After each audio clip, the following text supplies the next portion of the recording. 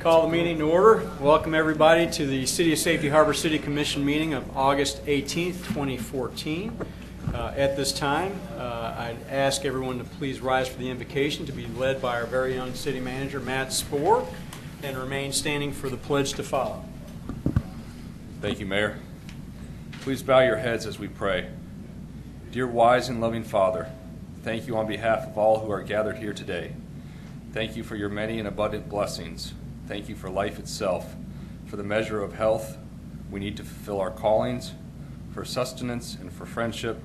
Thank you for the ability to be involved in useful work and for the honor of bearing appropriate responsibilities. Thanks as well for the freedom to embrace you or the freedom to reject you. Thank you for loving us, even so, from your boundless and gracious nature. In the scriptures you have said that citizens ought to obey the governing authorities, since you have established those very authorities to promote peace and order and justice.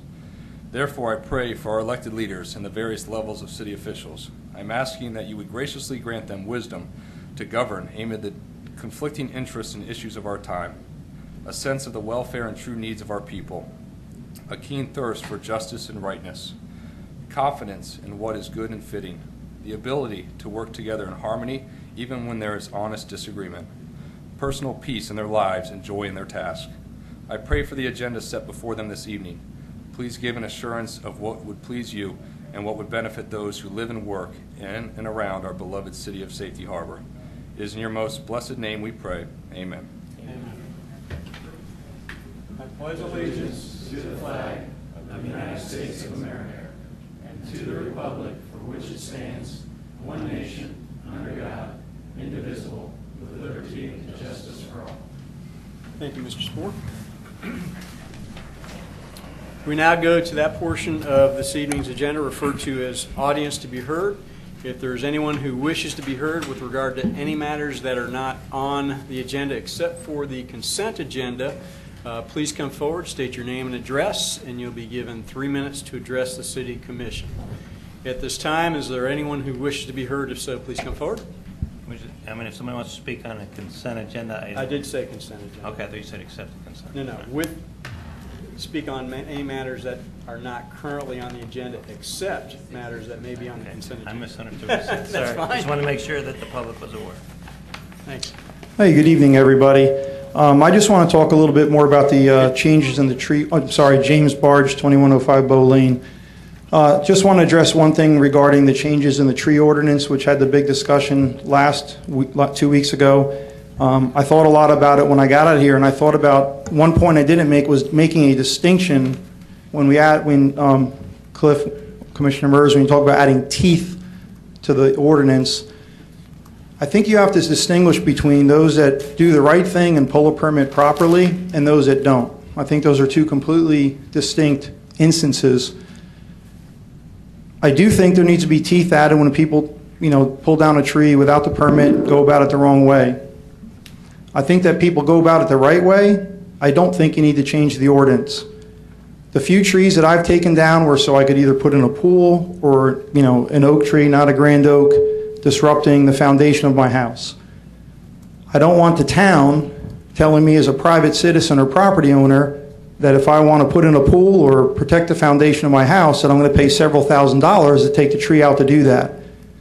I think that's a very distinct difference between someone who just starts taking down trees without pulling permits, doing it on Sunday. Fine those guys as much as you want, 10 grand, 20 grand. Make it significant so that stuff doesn't occur. But there's some people in this town that literally think if you cut down a single tree, you're going to where. It's an extremist view. It's an extremist view. And I think sometimes the commission is beholden to these 10 people that show up to every commission meeting that have these extreme views that don't represent the other 10,000 or 12,000 citizens that live in this town.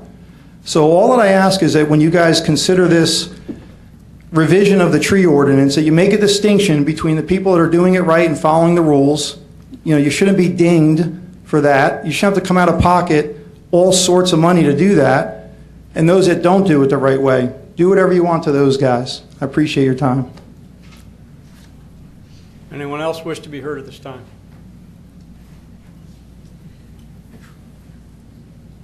He's tall. Karen Kalel, 326 5th Street North. And I can agree with Mr. Barge that if we do have someone cut down trees without the permit, they definitely should be fined. What I want to disagree with is when I stand here, I am not just Karen Colell. You can picture behind me a fair group of people that I represent. They do not have the ability to get up here and speak. They can't do it, no matter how much they want to tell you what they believe in. So please, don't think I'm just one of 20. Remember, I am one of many. Thank you. Anyone else wish to be heard at this time? There being no one at this time wishing to be heard, we'll move forward with our regular scheduled agenda. We'll go to presentations agenda, and if I could call up Christine McWilliams. Don't be shy. Don't be shy. Thank you, Christine. Christine has been chosen as the Summer 2014 Outstanding City Employee. Christine is, congratulations. Christine is dedicated to her job, her department, and the city. Christine has been with the city for 14 and a half years. She is a recreation program coordinator working with Andrea Norwood and Leisure Services. Christine has an attitude that is contagious and a leadership style that is always positive. Her background and passion for the arts have naturally brought her to the position she currently holds. She is successfully programming 3 city galleries and the Museum and Cultural Center. She has brought new life to a cultural program that greatly benefits our citizens and visitors. Her team spirit is contagious when training some of our new recreation leaders and volunteers. She has initiated several co-worker challenges and meetings to make the workplace more enjoyable. She understands that we are all a team and spend a significant amount of time together, and we should have fun in the process. She understands that our mission is to increase the quality of life for our residents and visitors, but first it starts with us, the employees and staff. Christine is a role model to all city staff. This evening I'm going to present you with this plaque. And we are going to be engraving your name on the recognition plaque that will be displayed in City Hall. And you will also receive 8 hours of compensatory time and don't let me forget this part, a restaurant gift certificate to enjoy at your leisure. Please know that the city is grateful for your hard work and efforts in making us up here, the City Commission, look good in what you do every day for the City of Safety Harbor and its residents. Thank you very much, Christine. Don't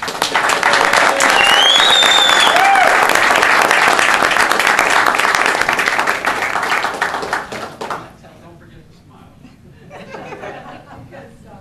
I need a big fat speech.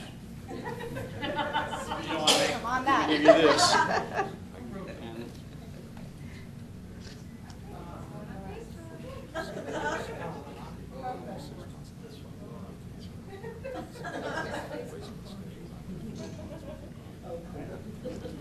There you go. That's yours. You want to say a few words? I just want to say thank you. I actually would like to say thanks to actually all the Leisure Service Department. I absolutely love my job. So we are definitely a team.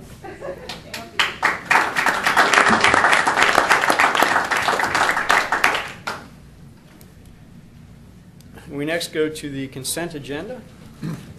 We have consent agenda item number 1, that is the approval of the July 28th, 2014 budget workshop and August 4th, 2014 workshop and regular meeting minutes. Consent agenda item number 2 is the adoption of resolution number 2014-14 calling for a regular election to be held March 10th, 2015. And I'll stop there and ask Mr. Zimmet, can you read the resolution? You can go through the rest. I'm going to go through the rest of them? Okay. Consent agenda item number 3 is the approval of the 2015 contract with law enforcement, Pinellas County Sheriff's Office. Consent agenda item number 4 is approval of disposal of surplus equipment. Consent agenda item number 5 is approval of purchase security camera and DVR equipment for City Hall, Community Center, and Rigsby Center. Consent agenda item number 6 is the award of a contract to Secord Contracting Corporation in the amount of $975,892.29 plus a 12% contingency of $117,107.07 for a total not to exceed the amount of $1,092,999.36. Mr. Zimick, could you read resolution number 2014-14, which is consent agenda item number 2? Resolution number 2014-14, a resolution of the City Commission of the City of Safety Harbor, Florida, calling for a regular election to be held on Tuesday, March 10, 2015, for the purpose of electing commissioners to seat numbers 1, 2, and 3 for 3-year terms, setting the dates of the qualifying period, providing for severability, providing for publication in accordance with law, and providing an effective date. Mayor Commissioners, that's reading of resolution number 2014-14 by title only. Thank you. Does anybody wish for any of the consent agenda items to be pulled at this time?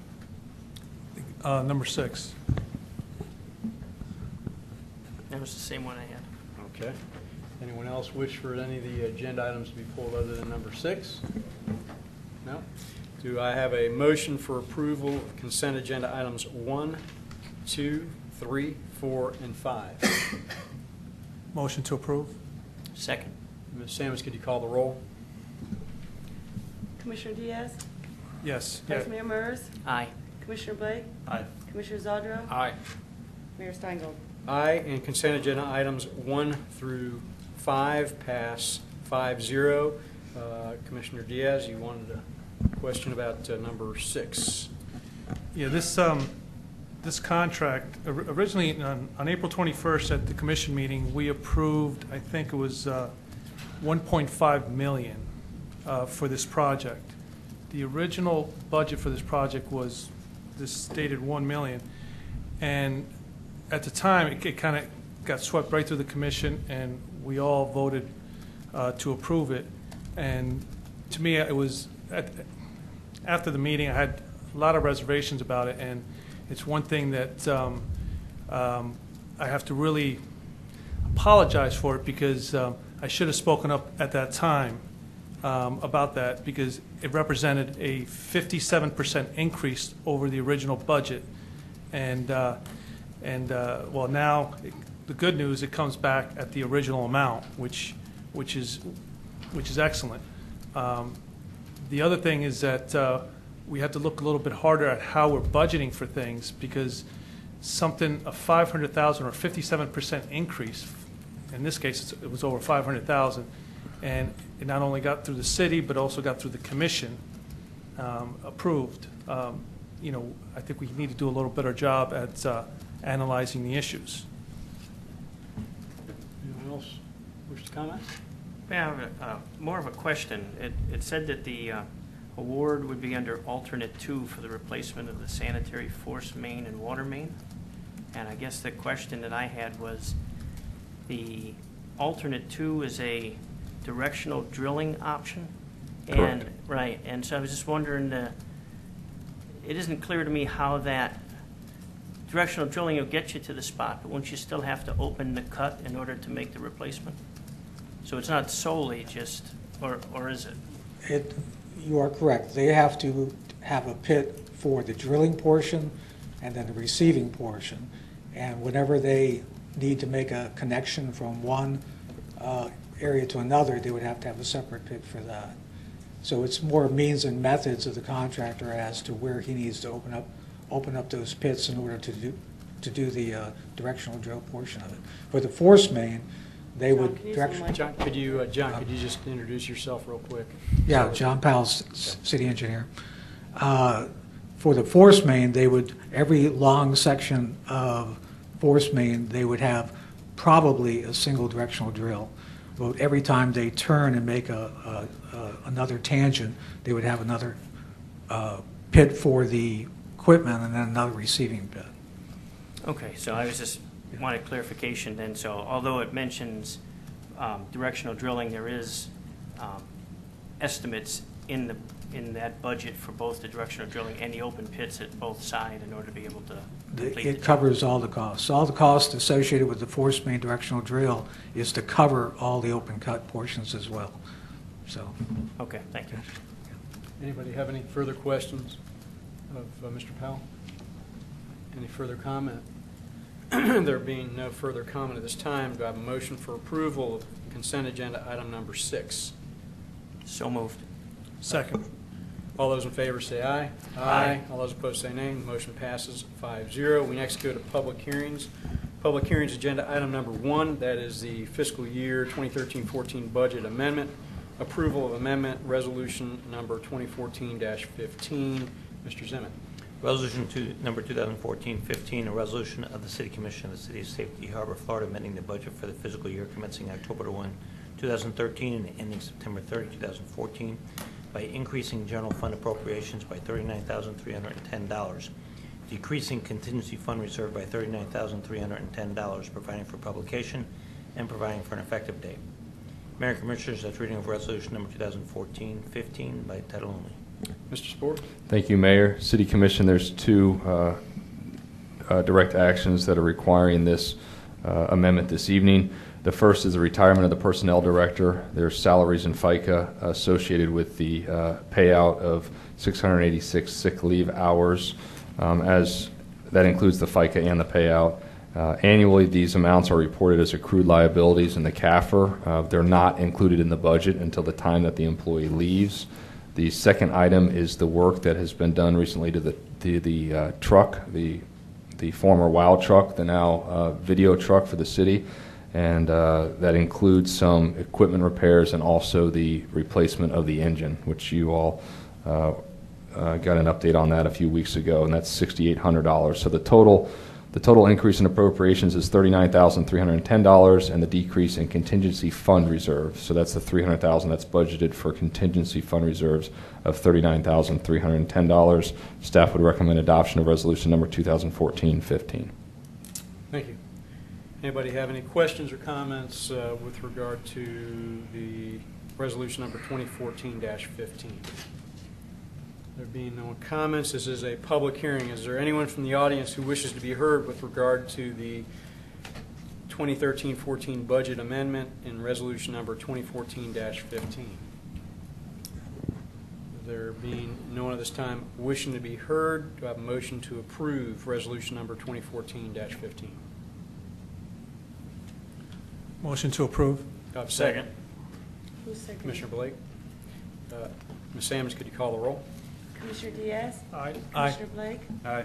Commissioner Zadro? Aye. Vice Mayor Mers? Aye. Mayor Steingold? Aye, and resolution number 2014-15 passes 5-0. We next go to new business agenda. New business agenda item number 1, and that is the annexation request, Tartaglia property, approval of ordinance number 2014-13 on first reading, annexing Lot 1, Block A of Safety Harbor Heights subdivision, located at 1395 7th Street South, into the corporate limits of the city.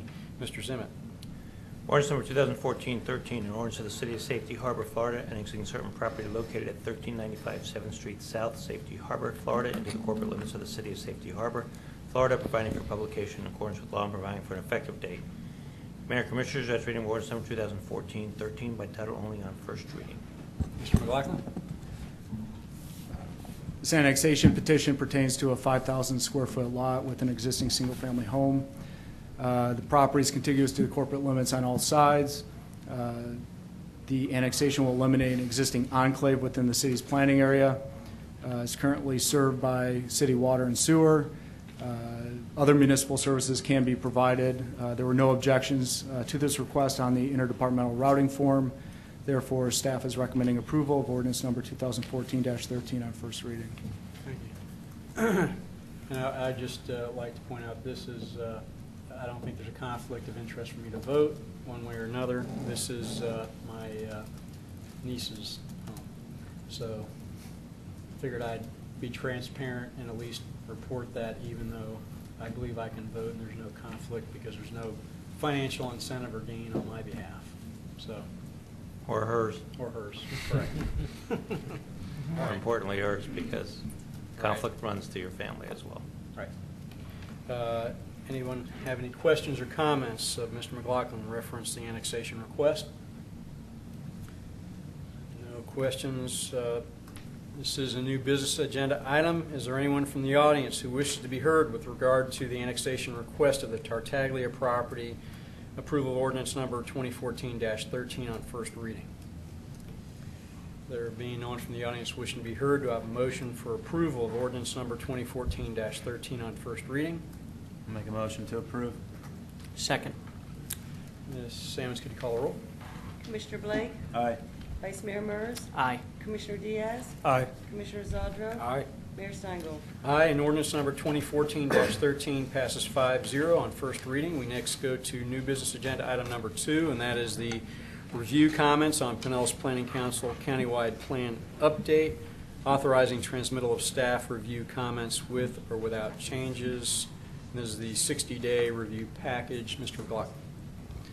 Thank you. At your June 16th meeting, you received an overview on the proposed countywide plan update from the PPC's interim executive director, Mike Crawford.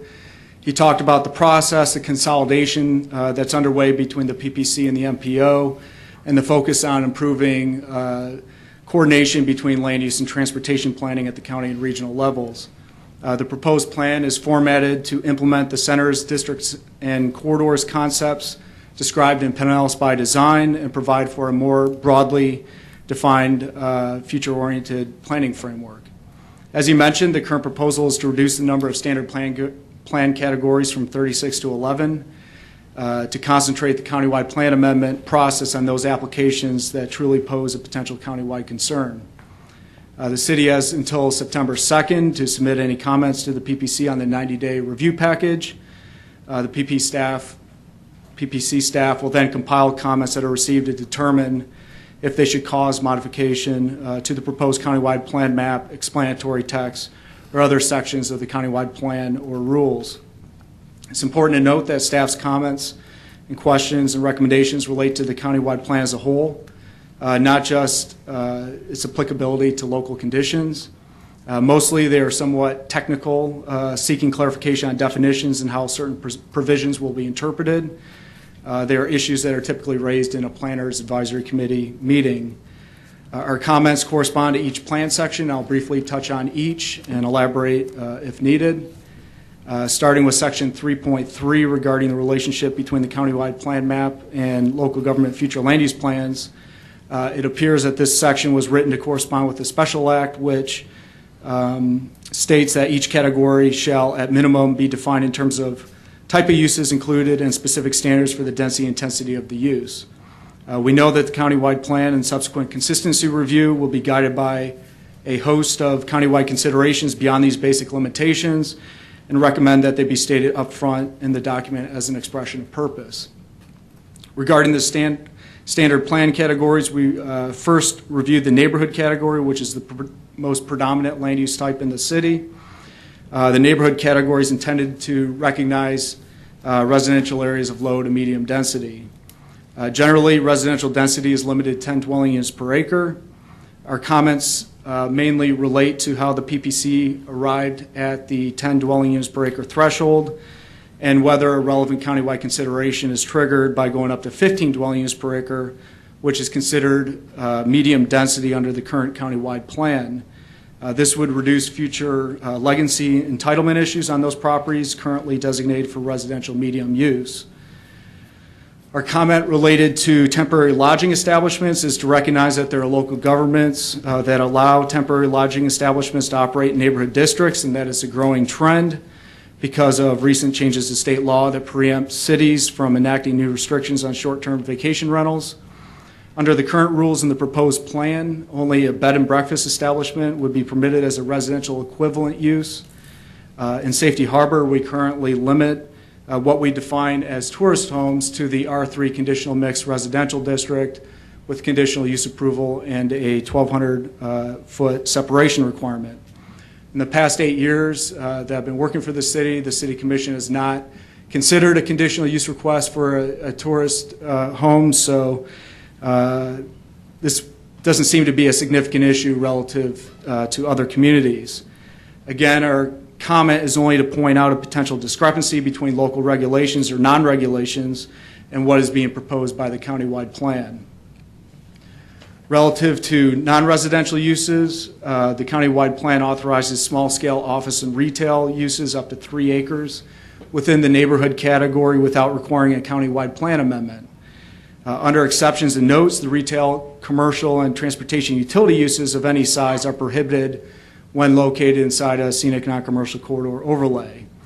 According to the PPC staff, this prohibition extends to office uses, although not stated in the draft document. Staff suggests that office uses not exceeding 3 acres should be allowed on without a plan amendment, particularly when the use is within a secondary node like the property at the northeast corner of Cedar Street and McMullen Booth Road. Regarding the office category, the definition appears to conflict with the allowable uses and may need to be reconciled. On the resort category, we suggest that the 6-unit Marbay Motel at 3110 Philippi Parkway doesn't meet the intent of the resort district given its size and context, and would be better suited for the neighborhood category if it is revised to provide for temporary lodging establishments on a small-scale basis. Regarding retail and services, we think the category name should better reflect the plan's intent to create a general commercial category that allows a broad mix of uses, including but not limited to light and medium manufacturing, recreational vehicle parks, and other high-density residential uses. Relative to employment, we note that the definitions of light manufacturing, light research development prohibit exterior storage. Noise and other impacts must be entirely contained within the enclosed buildings. The city's zoning regulations for light manufacturing areas allow outdoor storage with conditional use approval provided certain screening requirements are met. We suggest that noise and outdoor storage requirements should be left to the local governments to regulate. On parcels designated for preservation, we ask whether upland transfer density or intensity is allowed. The city's code allows for transfer of development rights at a rate of 1 unit per acre for residential uses and 0.05 for commercial and industrial land use designations. Regarding target employment centers, we ask whether they will be shown as an overlay on the countywide plan map. And the remaining comments relate to the definition section where we seek out clarifications on certain terms that are used.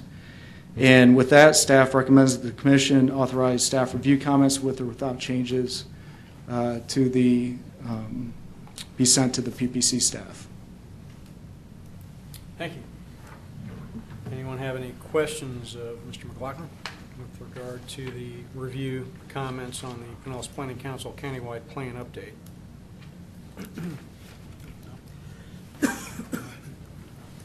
Okay. Thank you.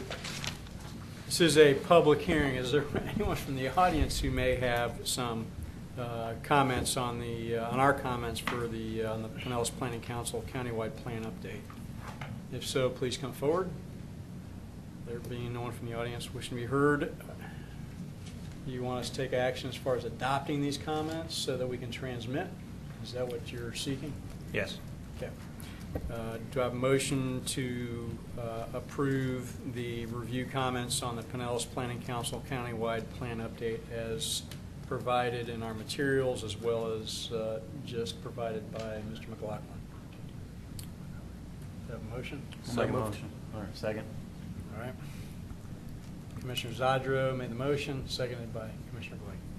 All those in favor say aye. Aye. All those opposed say nay. The motion passes 5-0. Thank you very much, Mr. McLaughlin. We next go to new business agenda item number 3, and that is the appointments to the Library Advisory Committee, appointments of 1 regular and 1 alternate member to the Library Advisory Committee. Ms. Samus. The term of regular member Bill Hughes and alternate member Chelsea Ellenberg will expire in September. Mr. Hughes is not seeking reappointment. Ms. Ellenberg does wish to be reappointed. It's requested that the Commission appoint 1 regular and 1 alternate member to the Library Advisory Committee. Should the alternate be appointed as a regular member, it's requested that a new alternate member also be appointed. And currently Chelsea Ellenberg is the alternate. Yes. Okay. I would make a motion to move Ms. Ellenberg from alternate to regular member. I'd second that. All those in favor say aye. Aye. All those opposed say nay. Motion passes 5-0. Anybody want to take a stab at the alternate? I'll take a stab. Looking at both Ronald Combs Based on the supplied information, he mentioned a fair amount of library usage and also library usage other than just checking books out. He made presentations, things like that. So that to me looks like it would be, he would be able to provide other interests and other opportunities for the library. So I think that's a valuable person to have on the committee. So I would make a motion to select Ronald Combs as the alternate. Have a second? Second. All those in favor say aye. Aye. All those opposed say nay, and the motion passes 5-0. We next go to new business agenda item number 4, and that is appointment to the Code Enforcement Board, appointment of one regular member to the Code Enforcement Board. Sammons. Mr. Freeman Scott has resigned from the Code Enforcement Board. The current alternate member is Bob Tate. Applications have also been received from DeSonia Daly, Tim Tuttle, Penny Perez, and Matt Varble. It's requested that the Commission appoint one regular member. Should the alternate member be appointed as a regular, then it's requested that a new alternate also be appointed. I'd make a motion to appoint Bob Tate as a regular member and to appoint Penny Perez as an alternate. I'd second it. All those in favor say aye. Aye. Aye. All those opposed say nay. Motion passes 5-0. That leaves us with new business agenda item number 5, and that is the Community Development and Planning Services Agreement. Approval of professional community development and planning services agreement with Calvin, Giordano and Associates, Inc., CGA. Mr. Sport. Thank you, Mayor. As you all know, Mr. McLaughlin has taken a promotional opportunity with Calvin, Giordano and Associates and will be leaving us at the beginning of September. We have a list of community development and planning items that is in the backup material. There's some 26 plus items between September and December alone that will require support from a planner, which we will not have on staff once Mr. McLaughlin leaves. I contacted Mr. Healy with Calvin, Giordano and Associates and asked for a quote for planning services and community development services that would give us an opportunity to have a transition between Mr. McLaughlin and whatever the future holds for Safety Harbor, and I can answer those questions in a minute. The agreement specifically calls for a workload average of 16 hours per week, including public meetings, presentations, public hearings, for a monthly retainer of $8,000. Per the agreement, Mr. McLaughlin would be our principal point of contact, and Mr. Healy would be available to provide assistance or in the absence of Mr. McLaughlin. It's a 6-month agreement which can be extended, terminated, or altered, and when I say altered, I mean the 16 hours per week.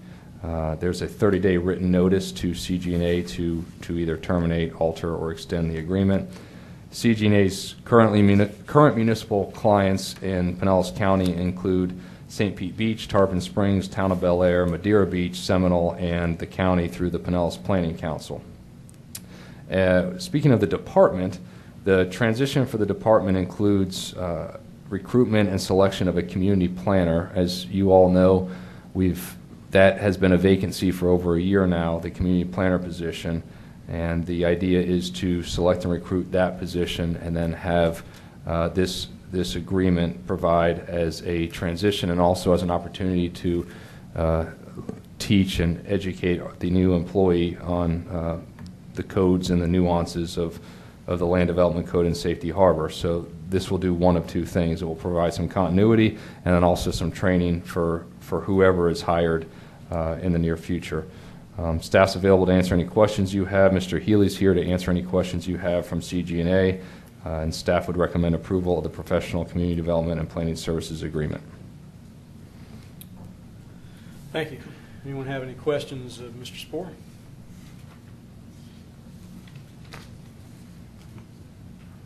Or Mr. Healy, who's here from Calvin, Giordano and Associates? Any questions? No question, just a general comment. I like the idea of continuity. I think, there's some important projects that are ongoing, and having the ability to have access to Mr. McLaughlin and his thoughts and stuff as we need to. I think that's, I think it's a good plan. Just a question, it's 16 hours. If towards the end 16 hours isn't required, are we locked into 16 hours, or can we change it reduce it if necessary? We can reduce it and scale back. It's going to, based on the schedule, with no new projects coming in, The next 4 months are going to be the most critical, and so we'll just have to. I'll give you monthly updates, or or bi-monthly updates, what have you. There's a couple big projects that may come in during that time. The Cedar Street property is one of them. The Mahan property is another one. If those two come in during the next month or two, then there may be a need for those 16 hours pass.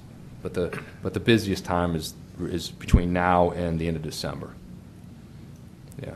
Okay, I guess my issue, and I just wanted to raise a quick issue, is I'm all for continuity and transition period, but the 6 months, I don't want to get in a situation where we come back and you haven't hired somebody in the next 6 months and we just start it all over again. So I was just a little concerned that the appearance that this was just going to go on for a longer period of time. And I didn't know if you could reduce that 6 months, or at least have a commitment that you're going to have somebody hired as quickly as possible, I guess, to replace the... Well, we're advertising now and recruiting for the community planner position.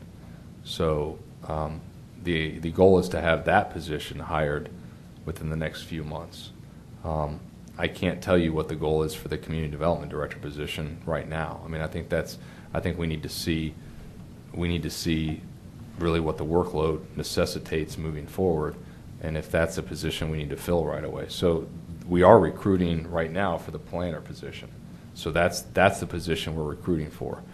And then I think we could readdress it in 3 months or at some point in the future. And then if the community development director, I would say that if we're looking to fill that position, that's going to take a little bit more time. When we hired Mr. McLaughlin, we actually hired a recruitment company, a firm. We paid $10,000 or $15,000 for a recruitment company to come in, and that may be an option, and it would be sometime after January 1st when I would see that playing out. Because a lot of these things on here are things that, quite frankly, Matt and I have seen from the beginning, and so it would be nice to have his expertise as we finish these items up, and then make a decision on what's going to happen in terms of future items. I don't know the quality of the individual. Obviously, I want to get a top-notch individual in here for the community planner position. That individual may be able to take a large portion of the workload without a community development director position, per se.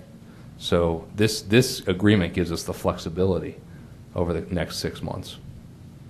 Okay, and that's a maximum amount? I think you said the 16 hours. It is an $8,000 a month. I'll read it to you. It's a not to exceed.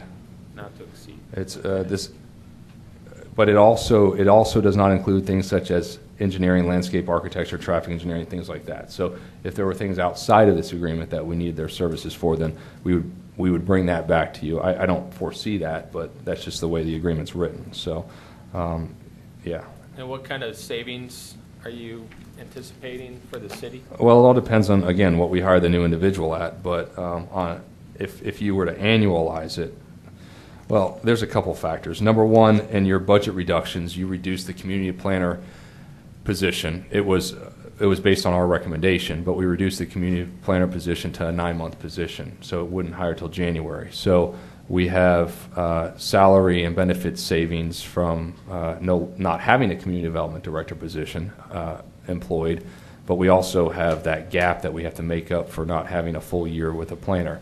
So it's if this were to be an annual agreement, it would be $56,000 a year based on the current budget. But keep in mind, the current budget doesn't have 2 full-time positions for 12 months. That's $56,000 savings for an annual year, just to clarify that. Yes. Yeah. Is that what I said? Well, you said $56,000, but you didn't say. Oh, I said annualized. Yeah, annualized Yeah. savings. That are Yes. less than what we're paying now. No, less than budget. Yeah, less than budget, Yes. right.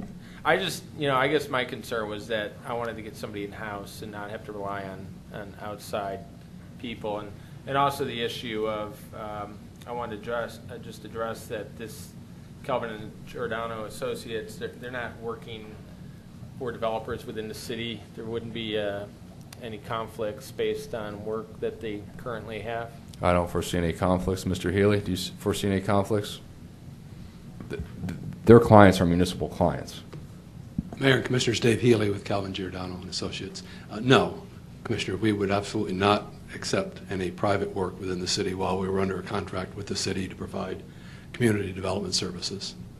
Okay, that's important. That's good. And just by way of general background, Calvin Giordano is about a 300-person firm. Our main office is in Fort Lauderdale.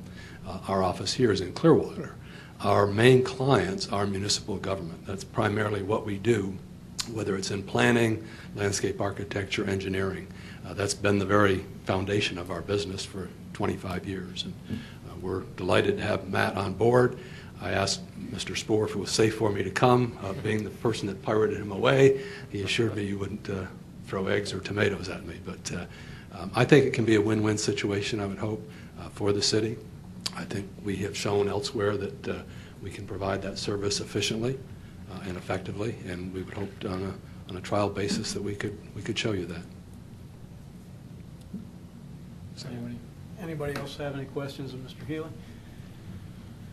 Congratulations on getting Matt. You definitely stole a good guy, that's for sure. Well, we know that, and I know part of the tough decision for Matt was he's very invested in the community, and so I saw this as a win-win for him in the sense that he can continue to see through those projects that you've all been working on for some time. So, thank you.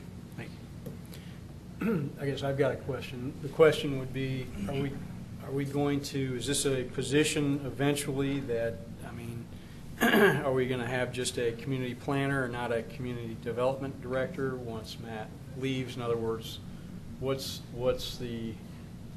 direction are we going to go in? In other words, I hear you're saying as far as, you know, Matt is very attuned with what's going on. You have different issues that are kind of moving forward. They're moving targets that we've been working on for quite some time. Mm-hmm. Obviously, in the next 3-4 months, those projects or those developments or what have you are going to come to an end. I guess what's the end game? Is the end game to just then have a community planner? Is the end game to hire on a community development director for the future, or you're just kind of holding out, trying to figure out where we're going? Yeah, I mean, that's a fair question. I think right now I'm in assessment mode from a manager standpoint. I'm trying to assess our current needs and what the organization is going to look like post September 3rd. And so this allows us, that transitional opportunity allows us to be time to recruit and bring someone in. I have no clue right now the skills and ability of the best individual that I'm going to be able to hire. We're advertising that right now. So I think things will become more clear, and I don't really have an answer for you. I don't want to hedge, but I think, you know, like I always do, I'll update the City Commission on a weekly basis if you so choose, and that picture will become clearer within the next few months, based off of the hires, based off of the workload. Certainly, if there's no work for Calvin Giordano and Associates to do, then we're going to communicate that to them, and we're no longer going to have an agreement with them. If the new, am I convinced that we need a new community development director right away as soon as he leaves? No, I'm not convinced that we need one right away as soon as he leaves. Are there things that the new planner may or may not be able to do? I haven't even interviewed yet, so I can't answer that question. So I think, you know, I'm telling you from my management experience, I believe that this is a good plan of action for the short term. And I think that plan is going to evolve over the next few months. Yeah, I think this is the right approach. This is a good time to reassess the needs of the city. You know, possibly restructure things a little bit. Perhaps, you know, we may need a director at the end of the day. If we get a strong planner in there, it may change things. So I think this is a good time to assess the situation and you know, take the city forward, whichever way. You know, my issue isn't going forward with a contract per se. My issue is what's the end game. In other words,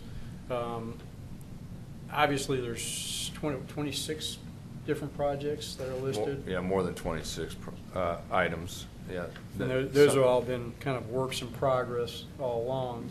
There's some on there that we know of that we haven't received an application for, but people have told us that they're going to be coming in within a week or two, and we hear that a lot. So I just don't want to be in a situation where I'd like to have someone in-house at some point, and I mean, I don't find, there's no issue. I mean, Mr. McLaughlin's been working on these projects for, you know, as they've been ongoing. The question is, as we get new potential projects coming in, I'd like to see someone in-house at some point versus contracting out with, you know, private industry.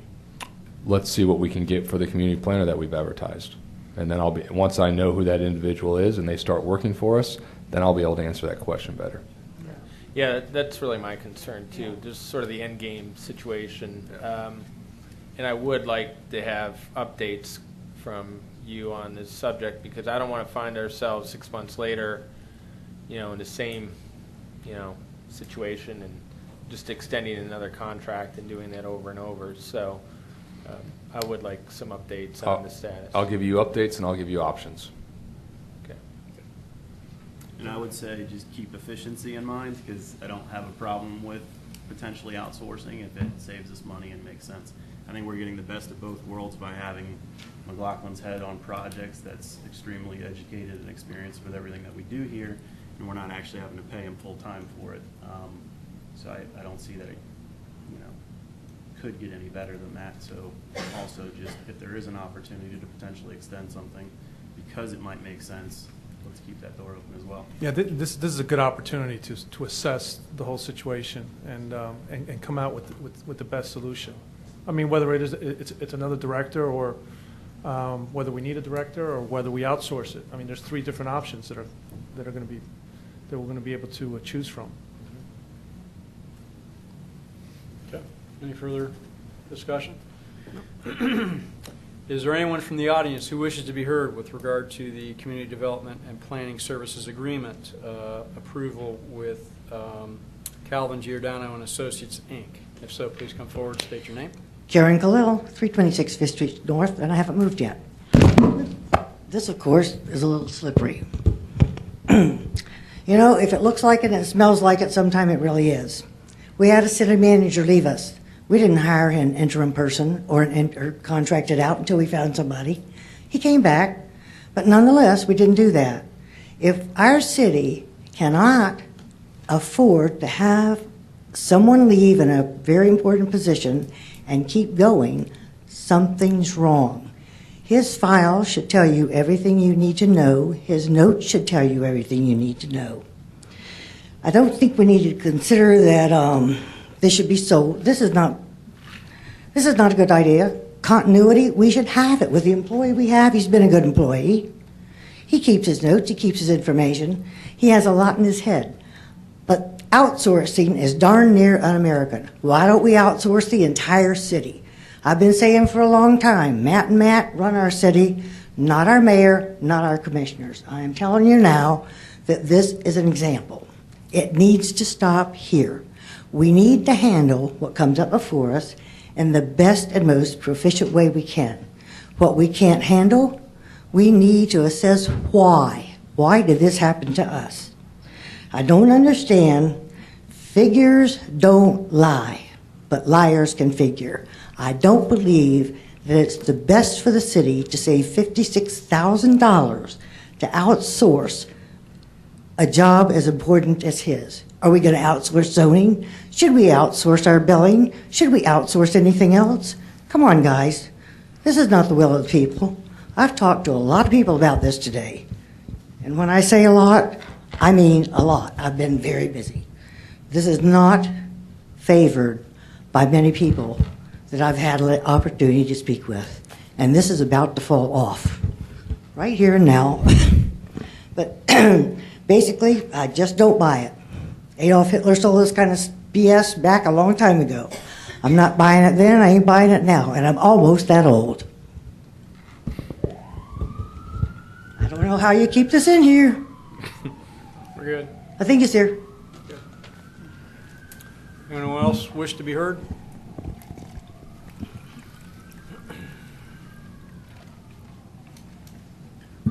Barbara Holland Hug, 889 14th Avenue South, Safety Harbor.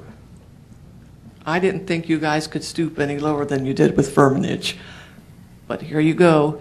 This sounds like the biggest scheme I've ever heard of in my life. There is no job that somebody should leave and somebody else should be able to pick up. Is he that important that he has to resign from the city and then be hired back through a third party? I just don't, I'm sorry. I don't know what you guys are up to. I know this sounds like I'm being out of control. I'm not. What are you doing? I don't get it. How can you do that? I wish I was more a better speaker, because so much is in here. I wish I could get it out. But exactly what Commissioner Zadra was saying, if you bring in somebody 3 months in, he or she should be working side by side with Matt McLaughlin, and then get caught up, and then end that contract. This is outrageous. Thank you.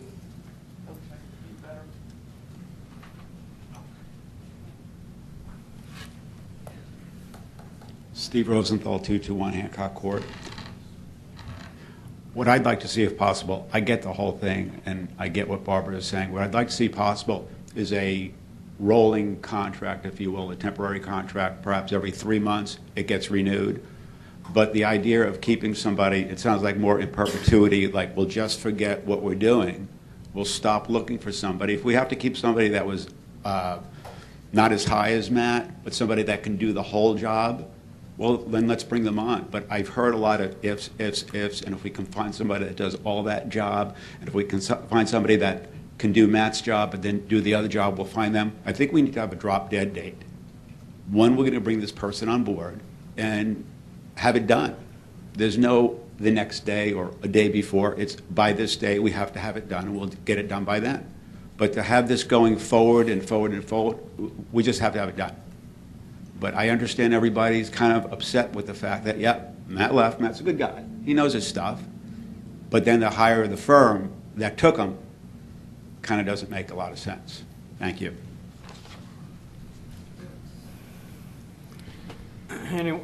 Anyone else wish to be heard? Any further discussion by the commission? Commissioner Diaz? Matt, the contract's got a 30-day expiration. You can 30-day out. It's a 6-month contract with a 30-day out, yes. So 30-day notice, you can get out of the contract. Correct. Yes, Vice Mayor. Two things.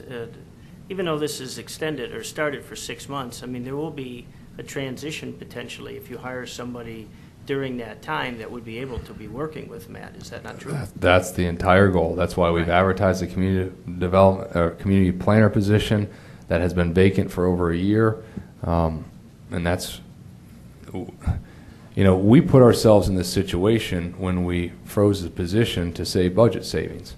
Had we had someone here for the last 18 months training underneath Mr. McLaughlin, I might be proposing something totally different to you right now. We have an HR director who's leaving us after 21 years, and if I could get him to stay for an extra month, he's only staying for 30 days to train the new person. I would like him to stay for 2 months to train the new person. We're a small city. We have a lot of departments that are 1 or 2 people deep. That's it. So there's no continuity, so we have to develop that continuity. So our new HR director starts September 3rd. Mr. Cropsey leaves the end of September. If I could get him to stay another 30 days, I would. And I would come back to you all and ask you to do that. Speaking of cities, right now St. Pete Beach, Tarpon Springs, Madeira Beach, and Town of Bel Air don't have a community development director. They use this firm right here. I think just... No, we're done. We're having discussion. I would just like to say, I've been an engineering program director for almost 30 years now, and I can't tell you how many times I've had projects that people have left, and even though they're supposedly have put in, well-defined and jotted down everything, whenever you pick up somebody's work and you have to work through it and you have to, figure out what that person does, it usually always ends up in cost overruns or delays in jobs. And I think having the ability to have a little continuity and having somebody working with that is a good idea. Obviously, we don't wait until 6 months to hire, but that's not your intention, as I understand it. And so obviously you'll be... We've already advertised the position. We Okay. already have applications. Okay. Once the closing date happens, we'll start interviewing. I'll Right. let you know as soon as I make the selection. Right. I'm not going to drag out the hiring of, we need someone here, because Matt's not going to be here 16 hours a week. He's going to be working for the city 16 hours a week, but he's not going to have office hours 16 hours a week. So no, if someone walks in right now off the street with a question, I don't have anyone over in that department that can help. I mean, they can answer maybe very minor questions. Here's the application, fill it out. But I don't have anyone over there right now. So I want to fill that position. That is the goal. I don't know how many times or how many different ways. When is the closing date for the applications? Give me a sec. I'll tell you. While he's looking, I personally know Mr. Healy. He was the director of the PPC, and I'm certain he did a good job with the PPC. He's now with this company as well. This company only works with, does it work with private industry, developers, or just with municipalities predominantly?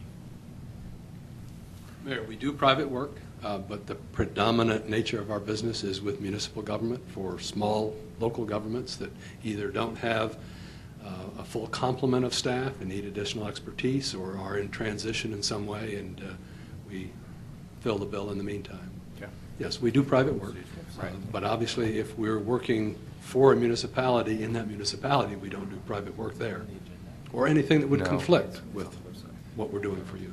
Okay. I'm having trouble with my internet. Give me a second. It's on the city's website. I think it's a temporary contract. There's a 30-day cancellation clause within the contract.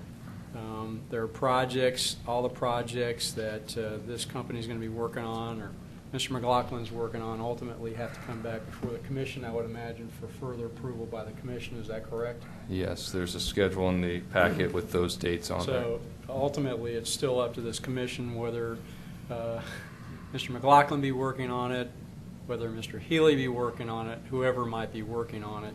I don't see that there's going to be a conflict of interest with private industry in the city, and these projects are ongoing. So I checked with the personnel director on the status of the applications. The closing date is 4 days from now on the community planner position. I know Matt was trying to look You've that lost up. Matt. Yeah. Did you say 4 days? 4 days. Yeah, the end of this week. So hopefully someone's hired, they can get up to speed, and Mr. Spoor, who ultimately makes a decision on this position, not the city commission, makes that decision. So this is a position that the city commission doesn't fill. It's up to Mr. Spoor. So. And Yeah. Mr. McLaughlin, what is your last day? Your next city commission meeting, September 3rd. So you'll be at the meeting? Yeah, there's items on that meeting that night. 4 days from now, we understand. Yeah, it was issued August 4th. It closes August 22nd. So we'll know the next 30 days, maybe 60, I would imagine. a direction. I would imagine we'd be doing interviews the beginning of September. There we go. So, Probably right up to the holiday. All right. All right. Any further discussion? No further discussion. Do I have a motion for approval of the Professional Community Development and Planning Services Agreement between the City of Safety Harbor and Calvin Giordano and Associates, Inc.? Motion to approve. Second. All those in favor say aye. Aye. All those opposed say nay. The motion passes 5-0. We next go, that completes our regularly scheduled agenda. We next go to commissioner reports. Commissioner Zadro. Couple things. One thing I want to mention, and I think you, Mayor, got the same message from, I don't have the email open right now, but Darcy, what's her name? Woody Wiss. Apparently, I was contacted by somebody. There's somebody in town who's going to come and speak, and I was going to ask Matt about this. I just read the email today that apparently on September 3rd, somebody's going to come and speak about a pet retail sales ordinance. I don't know if you Yes, know about that. I met with her actually yesterday, Darcy, and we met, and what she's trying to do is come forward with a proposed ordinance against puppy mills. So I basically advised her to send me an email. I haven't seen the email that you obviously got. I told her to advise her to send the commission an email just so everybody understands what it is she's seeking in a proposed ordinance to prevent future puppy mills here in Safety Harbor. I think there was a store, which is where the new Beef O'Brady's is across McMullen Booth. I think there was a puppy mill there. She showed me an article. I think they're trying to push this over in Tampa and Hillsborough County, and they're trying to find municipalities that might be willing to go forward with this type of ordinance. And she can better explain that a lot of these retail puppy stores are basically moving puppies that are bred basically kind of like raising chickens. They're cooped up and they're just put out like in the Midwest, and they're transported here and sold here, and a lot of them have health issues, etc. And just trying to make the consumer aware and trying to keep that from happening. So I don't know, it might be an interesting presentation if you all are interested. Are you all interested in hearing it? Whether or not we take action, that's your call, but certainly would be nice to have the presentation. So. Yeah, and I was contacted by somebody through is it what Darcy? What it was? Can't remember her last name. But Name's Darcy. yeah, a city commissioner from Hallandale Beach down in South Florida. So pretty much same thing that you heard. So yeah, I'll look forward to seeing that. I guess on September 3rd. I also got and maybe I'll talk to Matt about this later. I don't really know exactly how the agendas are set up, but there's a student that came to me, actually the mother of the student, about an ordinance related to, and I don't know anything about this, but it was sort of interesting to hear something about this if students bring this in. But declawing cats, or there's some ordinance people want to do for declawing cats in certain circumstances. So I don't know, they may want to contact Matt or something, but I just thought I'd raise that because that may come up. This group of students is interested in that. Another thing I was going to mention, and maybe I'll just get with Matt about that too, but I'd asked for a status on the waterfront, the condos. I didn't know if you were planning on doing something at a board meeting, or you just want to talk to me about that, because I just want to know a little bit more information. I've been getting barraged by people about the status of that, and I still am not clear if it's a development order that has an expiration date, a clear expiration date, or if it's like a zoning, it's an entitlement that runs to the land. Mm-hmm. And I guess those were sort of my questions, and I'll look forward to hearing some kind of status on that, hopefully at some point. Sure. Well, if you want me to address it here briefly. You could. There was an email that was sent to the commission the end of July 22nd. And so with that information, we can set up a time where you, Matt, and I can sit down and discuss that email. Okay. All right. I'll look back. We probably don't have enough time right now to go over the... That's fair. Yeah. That's fair. I just needed to be able to talk to some of these people that are asking me a lot of questions. Well, you can forward on that email, too. Okay. Feel free to send that on. It was what was the date of it? July 22nd at 5 p.m. Okay, yeah, I do have that here. Okay. What email's that? With attachments. What email's that? It went to the whole commission. What? The subject of the email is Harbor Point Village. Yeah, there it is. There's It was on the 23rd. I sent it on July 22nd, 2014 at 5 p.m. I followed up on July 23rd, 2014 at 10:12 a.m. Right. Yeah, then there was a second one, yeah, July 23rd. Yeah, so there's two. Okay. Could you resend it, just to make sure? I'll do it right now. Yeah. That way we're all on the same page. All right. One other thing, I don't know, where do the 2-hour parking, do we do the parking time limits on Main Street? I mean, is that a city? Yeah, there was. I've been that was a while ago. That was, Alan may remember this. There was two. I'd have to go back and pull it up. There was a 2-hour parking limit in front of City Hall, only that block, and then there was a 2-hour parking limit only at the block in front of Starbucks and Crispers.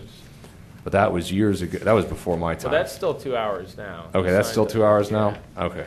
But I've been asked by at least 2 business owners closer to the post office, the next block over, to have something like that, because apparently people are going down and parking their cars here all day and maybe jumping on the trolley. And I know Valbona's the hairstylist, and another business owner in that block had mentioned. So basically all of Main Street. Well, I will defer to you all. I'm just throwing it out that there was 2 business owners down at that end that had asked that if the city could install some time limits in the parking.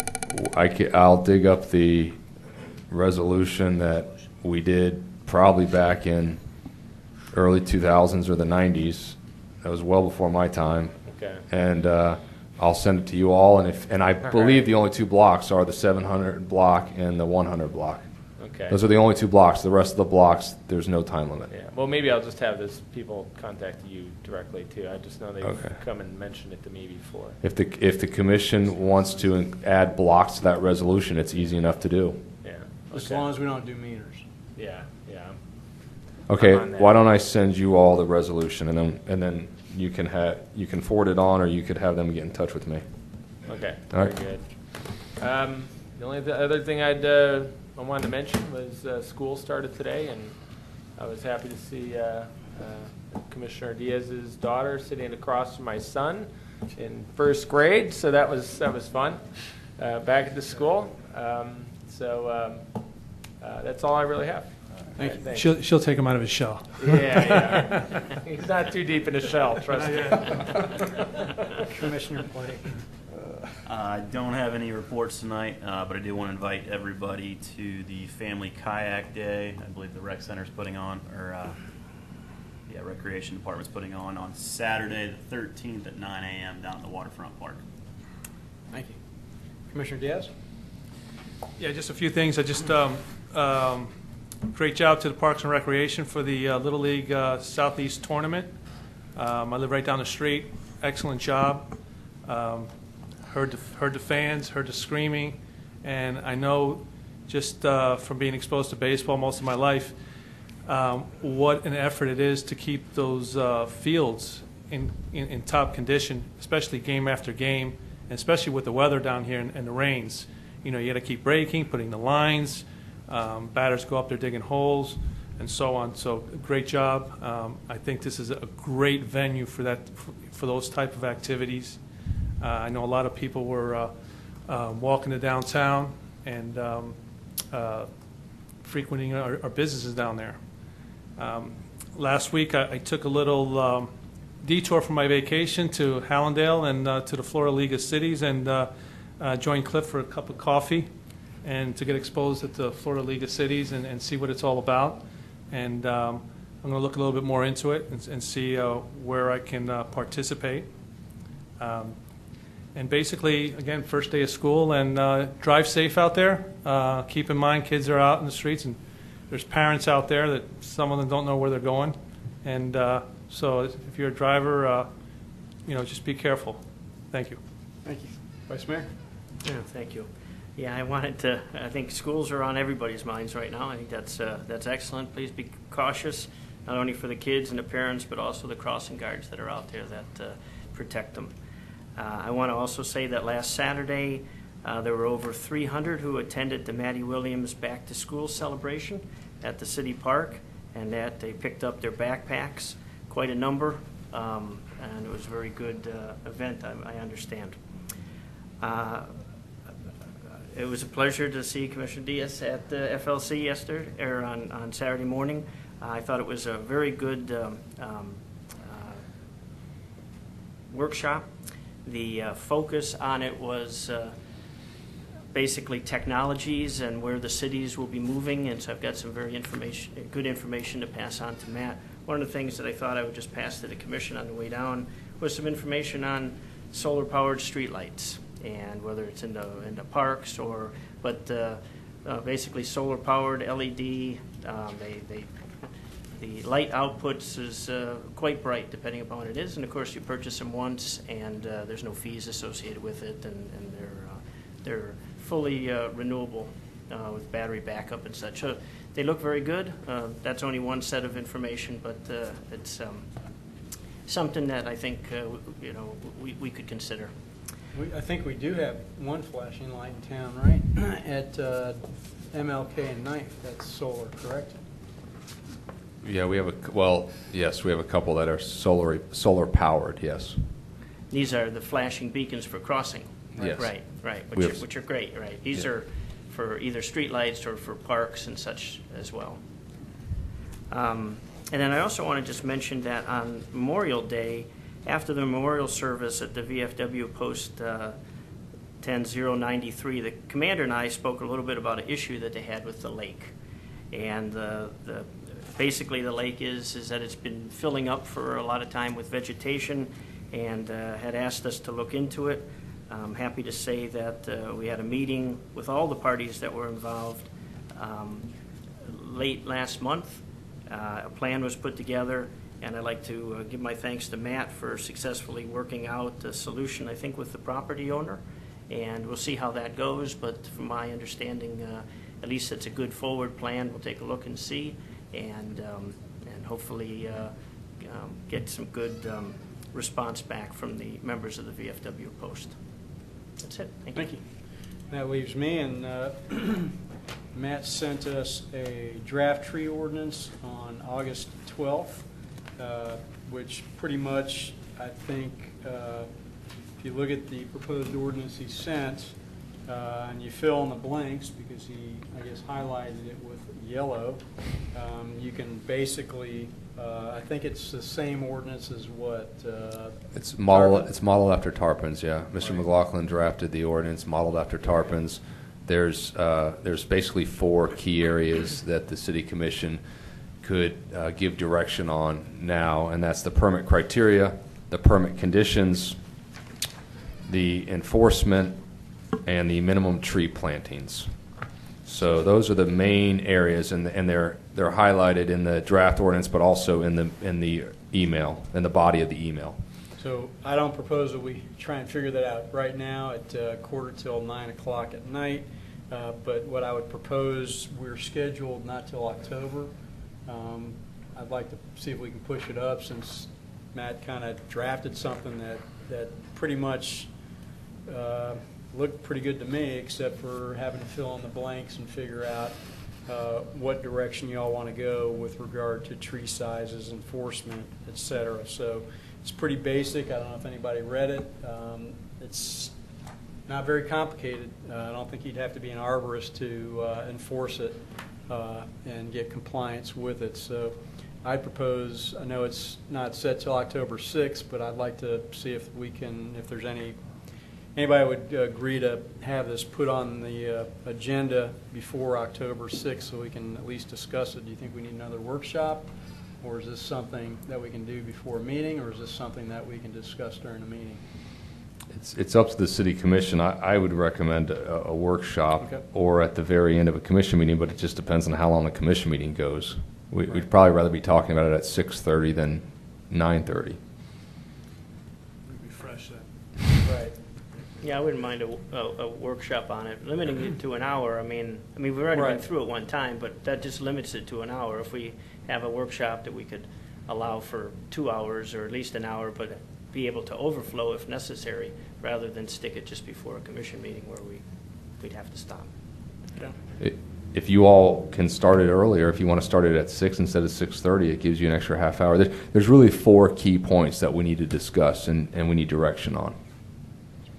Pretty basic. It's not overly convoluted and complicated, and you don't have to be an attorney to be able to figure it out. So, so I don't know when. I know that we're having in September. We've got a budget hearing at 7:30, or is that 6:30? Well, 7:30 is your commission meeting, so the soonest, unless you want to schedule a special meeting, would be September 3rd, which is a Wednesday night, and either 6 or 6:30. That's what I would propose. So. I got to check my calendar. Okay. I'm sorry. I got a seminar to do on September 3rd. I got to see what time I can get out of that. I thought September 3rd was our first public hearing During at the regular 6:30. At 7:30. So we don't have anything scheduled for 6:30? No, not on September 3rd. It's during your regular commission During meeting. your regular commission meeting, okay. Yeah. I'll double check the commission calendar to make sure that's not on there incorrectly. Might be our error. So if everybody would check their calendars to see if 6 works or 6:30 on the 3rd. Okay? And I'm open. And if not the 3rd, then we can do it the we can do it, what is that, the 15th? 15th? Yeah, we can do it the 15th. But, you know, our goal would be to, this is going to have to, this will require P&Z discussion and 2 city commission meetings. So our goal is to get some direction on these key points, and then we can really finalize the draft of the ordinance for review by the commission if you want to review it again, or we just send it straight to P&Z.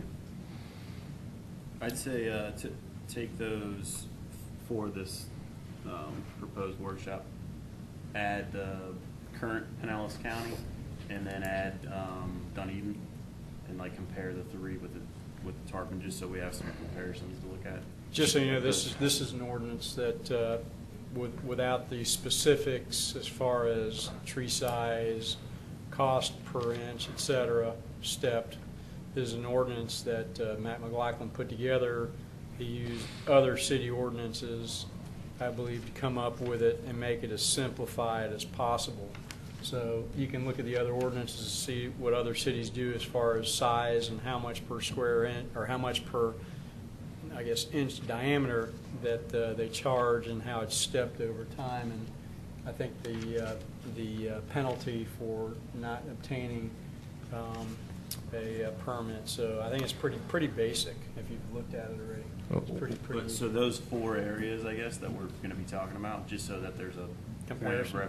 Comparison. So basically, currently, what the requirements are Currently is, and then 2 for Dunedin and Tarpon. alternatives. Okay, well, and really, we're talking about the permit conditions and the size of the tree and the dollar amount for the permit. We're talking about the minimum tree planting requirements, and then we're talking about the penalty. So there's really only 3 real key areas to benchmark off of current Dunedin and Tarpon, and then you can look at all 3 of those, and then you all can make a decision on where you want Safety Harbor to be. That's fine. It's simple. We can do that. So either, I guess, you'll email everybody to check on the calendars for the 3rd or the 15th? Yeah, you want to let me know if I don't hear from you by Wednesday, we'll reach out to you. So let me know tomorrow or Wednesday if you can make the 3rd or the 15th, and then I'll send an email out to all the commissioners confirming. And we're going to say 6:30 or 6? I would say 6. 6. Okay. That gives us a little cushion. Is that a bad time for you? I saw. That'll work. Hey, That'll sure? work. I'll make it work. On the 3rd. All right. 3rd, yeah. So 6 p.m. on the 3rd or the 15th, based off of Yeah, what he's we gonna- hear. yeah, he's gonna Okay. check for the 3rd. All right, we'll let you know.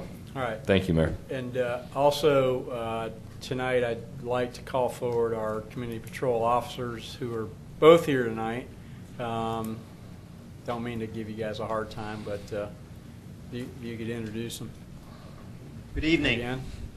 Yeah, we did get both tonight. So we met last commission meeting. We introduced Deputy Joel Morgan, and tonight is Deputy Nick Hammock. I think, based on what I'm seeing, you pretty much all know them. They'll be out and about quite a bit. So I'll let Deputy Hammock, introduce himself.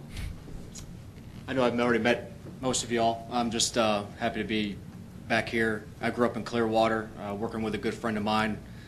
We've worked together at a previous agency, and just looking forward to being at Safety Harbor. I grew up coming down Main Street, and I love this town, and I'm just really happy to have an opportunity to be here. Thanks to Captain Lubin, and be working with a good friend of mine.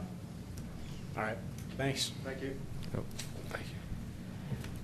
That concludes my comments. Mr. Zimmett? I have no comments tonight. Mr. Swore. Quick item, and I'm sorry if you didn't have a chance to read this. I sent an email probably like after 5 o'clock tonight, but basically on August 9, 2013, the City Commission approved an agreement with Armstrong Environmental Services for work on the Waterfront Park.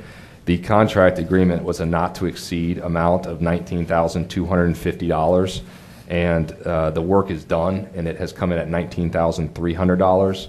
So rather than come back to you and ask you for a $50 increase at the next commission meeting, will you all just give me the authority to pay the extra $50? We have it in the budget. How about, do I have a motion to approve an extra $50 for the cost? So moved. Second? Second. All those in favor say aye. Aye. All those opposed say nay, and the motion passes 5-0. And all the rationale behind it is in the email I sent you. So thank you. That's all I have. All right. And with that, commission meeting is adjourned.